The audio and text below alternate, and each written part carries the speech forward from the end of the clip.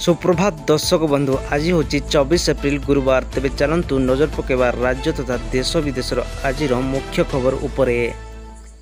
RI अमीन परीक्षा रे समस्ते प्रिलिम पास परीक्षा रे अनियमितता नहीं राज्यव्यापी देखा देइथिला असंतोष एने ओडिशा अधीनस्थ कर्मचारी चयन आयोग पक्षरु सूचना दिया जायछि।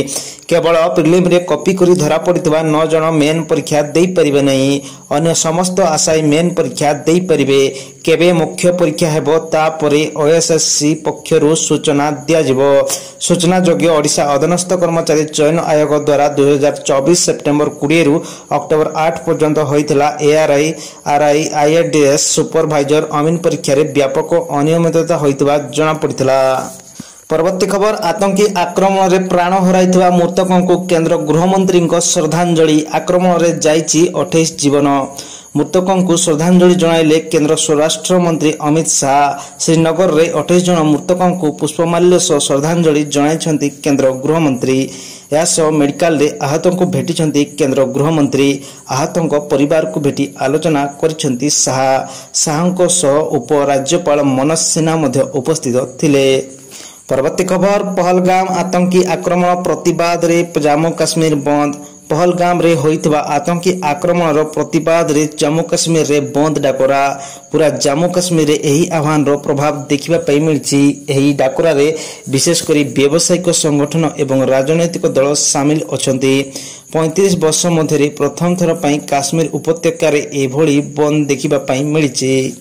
परवर्ती खबर, 26 जाए गरम रू मिलबनी निस्तार। 4 दिन भीषण ग्रीष्म प्रभाव नहीं अलर्ट जारी कला आंचलिक पाणीपाग विज्ञान केन्द्र।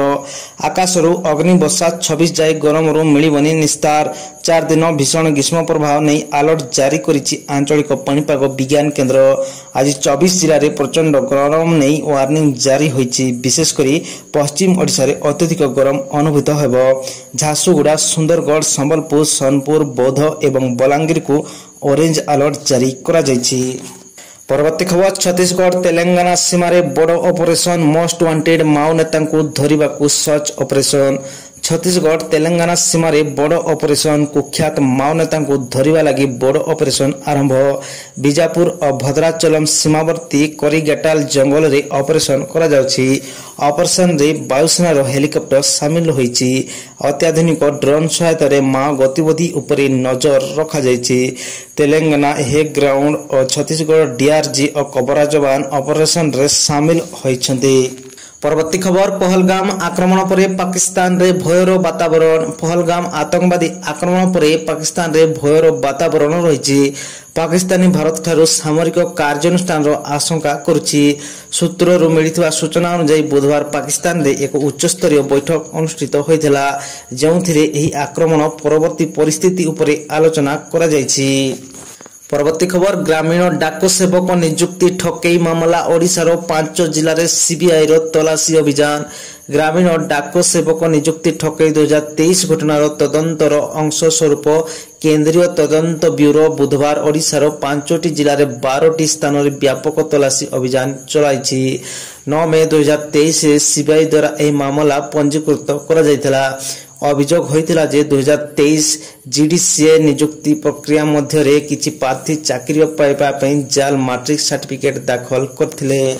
परवर्ती खबर, अमित शाह को कड़ा चेतावनी। आक्रमणकारी को छोड़ा जीव नहीं, हाई अलर्ट रे 3 सेना।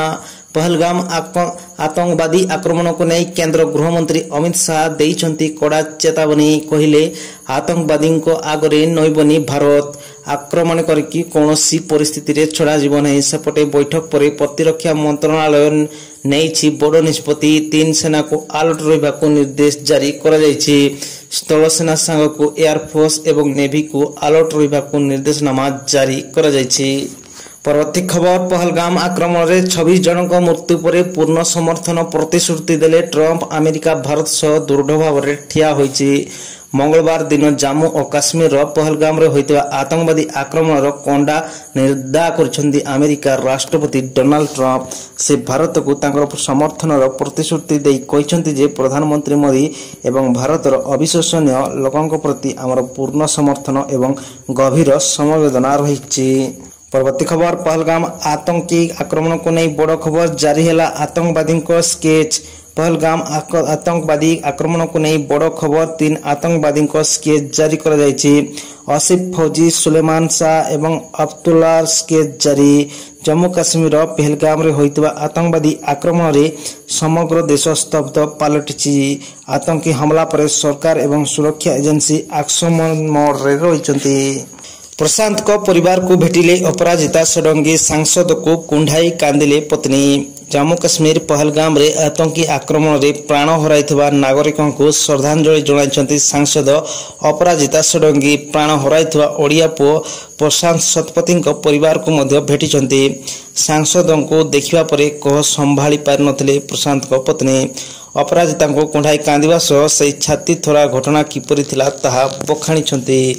परवर्ती खबर सरकार को नुआ नियम ग्रेजुएशन करिथिले मिलिबो अंगनवाड़ी सुपरवाइजर चाकरी। आज कैबिनेट रे 6टी गुरुत्वपूर्ण प्रस्ताव अनुमोदन होईची। एई क्रम रे अंगनवाड़ी सुपरवाइजर चाकरी पई एणिकी आशायी ग्रेजुएशन करिथबा आवश्यक।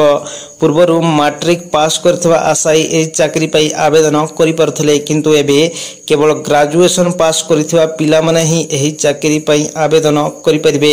याको नै आज कैबिनेट बैठक रे निष्पत्ति निया जायछि। परवर्ती खबर कैबिनेट बैठक 6 प्रस्ताव को अनुमोदन। विजन डॉक्यूमेंट 2036 उपरे आलोचना। लोकसभा भवन में अनुष्ठित एक गुरुत्वपूर्ण बैठक रे बुधवार ओडिशा कैबिनेट 6टी प्रस्ताव उपरे मोहर मारछंती। सरकारी सूत्र अनुसार मुख्यमंत्री मोहन चरण माझी अध्यक्षतार अनुष्ठित एक बैठक अपराह्न रे अनुष्ठित होइतिला। बैठक रे आलोचना होइतबा प्रस्ताव मध्यरु 6टी प्रस्ताव को कैबिनेट अनुमोदन करछि। बैठक रे निया जायतबा निष्पत्तिर विवरणी खूब शीघ्र सरकार प्रदान करिवे। परवर्ती खबर पहलगाम आतंकी हमला मृतकों परिवार पर 10 लाख क्षतिपूरण घोषणा। पहलगाम आतंकी हमला घटना मृतकों परिवार पर बड़ घोषणा सहायता घोषणा कले जम्मू काश्मीर सरकार। मृतकों परिवार को 10 लाख टंकार सहायता घोषणा कले अमर अब्दुल्ला सरकार। तेबे पहलगाम आतंकी हमला रे प्राण हराइथा व्यक्ति परिवार को 10 लाख, गुरुतर पाई 2 लाख एवं आहतों पाई 1 लाख टंकार सहायता घोषणा करा जायछि। तेबे आजिर मुख्य खबर आज पाई एतिकी। वीडियोटी भल लागुतिले लाइक्स एवं सब्सक्राइब करंतु।